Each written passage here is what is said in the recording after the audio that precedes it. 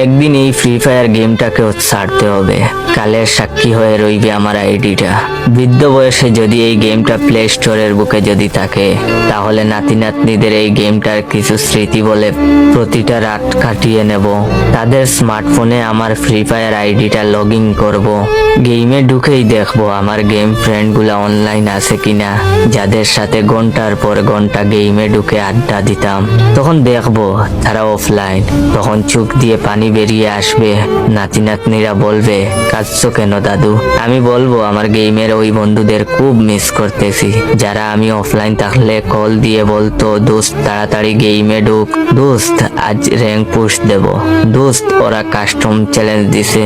আর নাতি নাতনিদের বলবো, দাদু ভাই ফ্রি ফায়ার এমন একটা গেম ছিল, যেই গেমটা খেলে আমার পুরা কৈশোর কাটিয়েছি, যেখানে আমার বন্ধুরা মেয়েদেরকে ইপটিজিং করতো, নেশা পান করতো। আমি এসব না করে এই গেমটা খেলেছি। এই গেমের জন্য কত মায়ের জুতার বাড়ি খেয়েছি। এই গেমটা খেলার জন্য আব্বুর হাতে কত মার খেয়েছি। সকালে ঘুম থেকে উঠেই গেমটা নিয়ে পড়ে থাকতাম। একটু সময় পেলেই গেমে ঢুকে